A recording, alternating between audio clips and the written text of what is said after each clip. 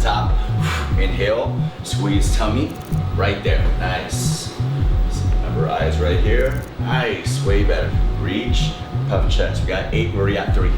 Boom, all right, feet together, all the way up. So when you do these, don't lock, this is perfect right here. And when you come up, think about knees first, go, back down, push it, now back up. 1, go, boom, 2, go, 3, good. Okay, right into it again. So now we're gonna go back into our goblet. From here on out, we are legendary. You can kick me round, but I won't stay down. I run this town, ain't backing down. We going them rounds. Yeah, the winds will blow, but these roots too deep. That's gonna be the theme of today. We go 2 back-to-back supersets with an ab workout in the middle, a third set, an ab, and then a rest. That's what we're gonna do the whole time.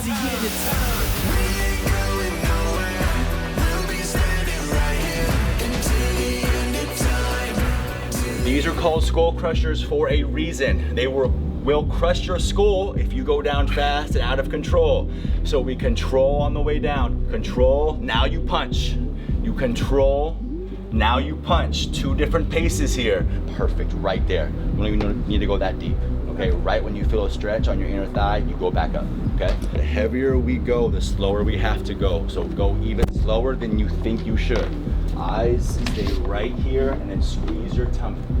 Control, back up right there. That's all we need, that's perfect. When we do squats, our eyes are not forward. They are at the floor, 10 feet in front of you. Perfect, chin down, beast. Give me 2 more, get low, knees out. Tight tummy, girl, that's perfect. When people do squats, there's about 6 or 7 key points that we have to get into place.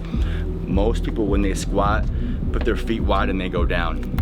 Okay, it starts with our feet, from our knees, how we hinge, from our bracing, our breathing. It's a whole ordeal when we squat to make sure we get glutes. Most people are squatting and not hitting your butt at all.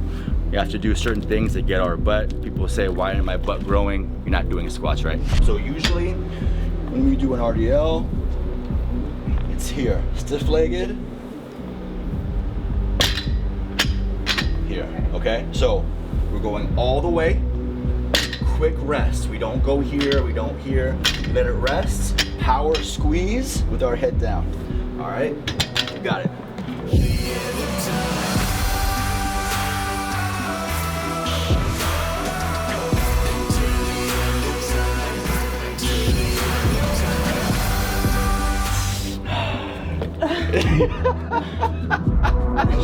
what is in your bush? A clown? Oh my God.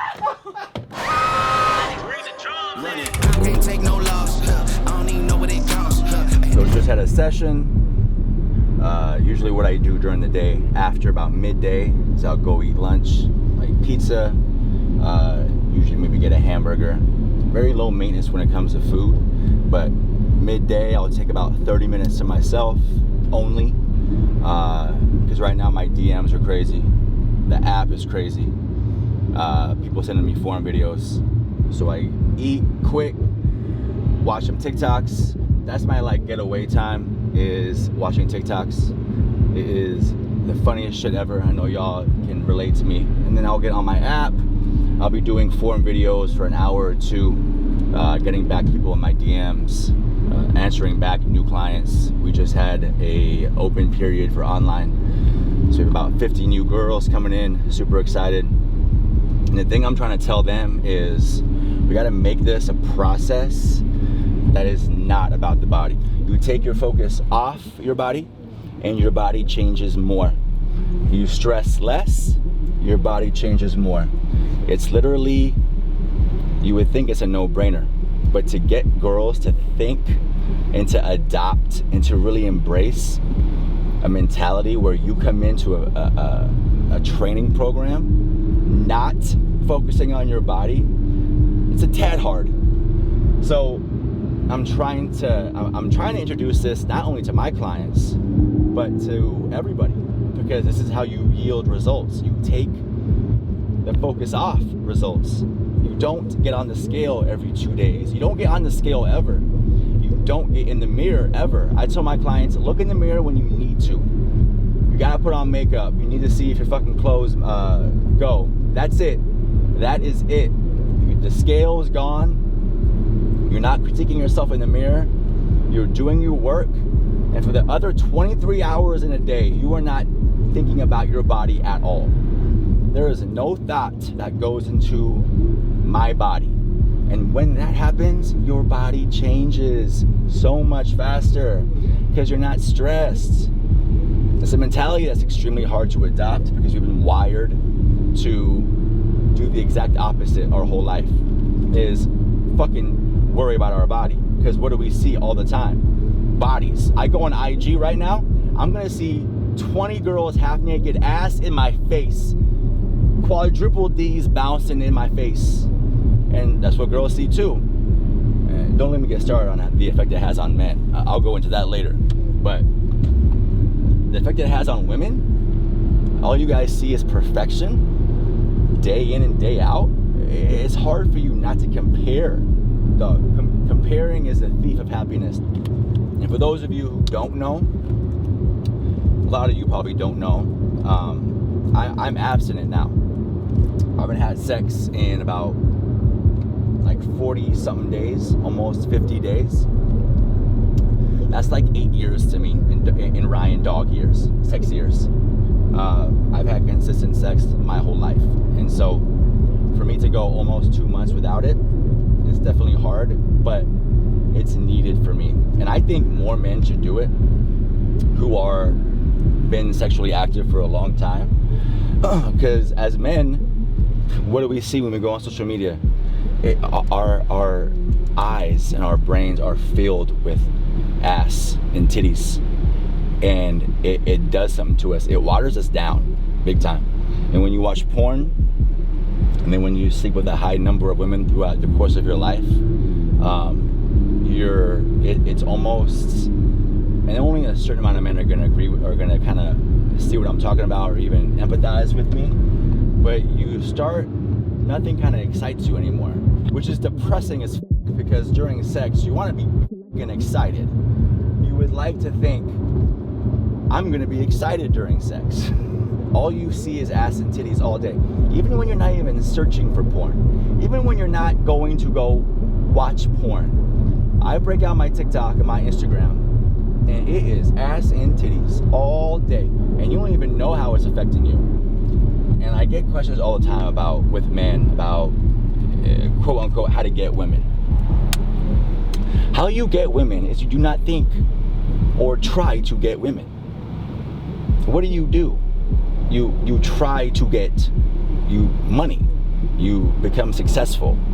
You don't try to get women. It's funny, man, how the world works. When you stop trying for shit and when you stop reaching for things, they go to you. It's just what it is. Sex should never come first. It should always be your success, your money, your passion, your purpose. If a woman sees that you're successful, you have money, you have passion, you have purpose, they will be there because women want to be a part of that. I don't even know what it costs. Yeah, I hit the ground and it go off. Yeah, hit the ground and it go off. Yeah, run it. Ooh, I really feel it's my time, think it's my year. Yeah. For those of you who don't know, I played ball my whole life. Since I was 6-7 years old. This is all I did. You guys know me now, right? Online training, podcasts, I make content, I mentor. This is all I did for 20 years of my life.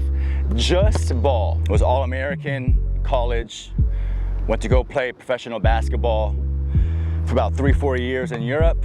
Then I got a really bad back injury and I got cut from my team. The GM calls me down and I'm like, this can't happen. I can't be getting cut from my team. So he calls me down. He said, you know what, we're gonna go a different direction. It was great to have you on the team, but we're gonna go ahead and let you go. I actually made the decision that my basketball career was over then.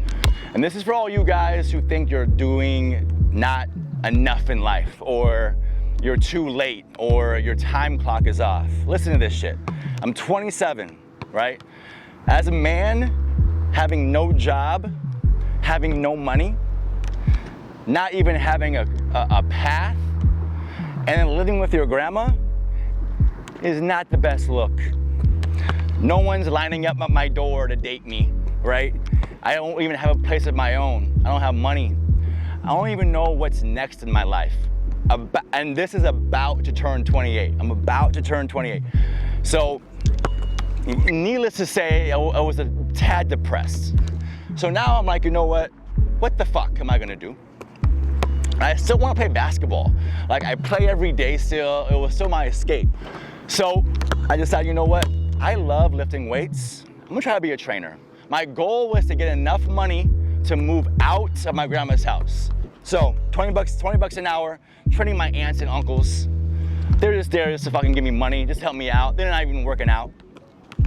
But I discover I love helping people.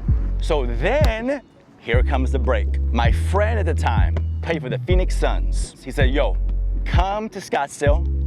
I'll introduce you to like a club owner and then do your personal training here. Mind you, didn't know one person in Scottsdale besides my friend, and he was busy with his family, right? Had like $1,000 to my name. Picked up and left. And I want to make sure you guys get this. Change is very good. You moving to a different city with no friends and no family, it will make you uncomfortable. And when you're uncomfortable, great shit happens. I want to get the point across that, like for me, I was until 28 years old that I found out, oh shit, helping people really is my purpose. It's not playing ball. And we can have multiple purposes and multiple, passions, but we're gonna find these things on different points of our life. If you're 25, 26, 27, 28, and you don't know what your passion is, or you don't know what your purpose is, that's okay. Like for me, I turned 38 in 2 months. There's gonna be things over the next 2 years that I'm gonna be passionate about that I didn't even know that I fucking love. And that's like a constant self-discovery. That's how you stay excited about life. So if you guys are going through a time where you don't know what your passion is, right? But you always hear, follow your passion. That can be depressing if you don't know what the fuck that is, right? So this is what I say. You either do what you love and do what you're passionate about, or you do what you're good at. We all have something that we know we're good at, and we can monetize it, right? Because when you're good at something, what comes with that? People like you. You get love, you get attention, you get praise, you get fulfillment because you're doing something that you're good at. And that can lead into you loving it and to you actually being passionate about it. It happens all the time. So, but we all have something we're good at. All it takes is a little creativity, a little hard work to be able to monetize it, right? I think for people who are doing jobs that they aren't passionate about and they're not good at, you fucking hate. If I'm doing something and I don't love it and I'm not really good at it, I'm in hell all day. For you people who are in a job where you don't love this shit, but you have to pay the bills, keep that. But you have to be doing things the other 16 hours of the day to help you get to a point where you can quit that job and go to that full time, right? And I never say quit your job if you don't like it. We got bills, all right? You gotta pay your house. You gotta pay your car bill. Keep that shit and let that be a reminder, and keep that feeling is I never wanna feel this shit again. I never wanna have to get up and go to a job that I'm not passionate about, right? That should be a feeling you hold on to forever. Like one of the reasons I work so hard is because I never wanna go back to the place where I was broke. There is nothing worse than being broke. There's nothing. Everything is hard. Everything is a fucking ordeal. You can't take your girl places. You have to nickel and dime your way on food. Never again. And that feeling is still so alive in me, and it makes me do shit every day that sometimes I don't want to do. And I don't have to do, because I'm at a place right now where I can kind of maybe coast. But what happens when you coast? You go down. You guys think you're going here, it's here. You guys constantly gotta be grinding, man. You can never think you're coasting because there's inflation. People are coming behind you trying to take your spot, right? So I hold on to the feeling of being broke. And wherever you guys are in life, if you have a job where you fucking hate, never forget that feeling. Never forget the feeling you have right now of you going to work and you hate that shit. That's gonna fuel you. If that doesn't fuel you, nothing will, okay? So you do what you love or you do what you're good at. Because doing what you're good at will turn to love, okay? And what's the goal? The goal to me is to do something you're good at, that you love, and you get paid lots of money for. That is the trio. That's the whole goal. To do something you love, that you're great at, and that you get paid for. And that's all attainable, but it has to start with one of them, right? And you build your way up. You work your fucking ass off. You don't stop. You go every fucking day, a lot of amazing shit will happen. I can't take no loss. I don't even know what it costs. I hit the ground then it go off. Yeah, hit the ground then it go off. Yeah, I can't take no loss. I don't even know what it costs. Yeah, I hit the ground then it go off. Yeah, hit the ground then it go off. Yeah, run it. Ooh, I really feel it's my time. Think it's my year.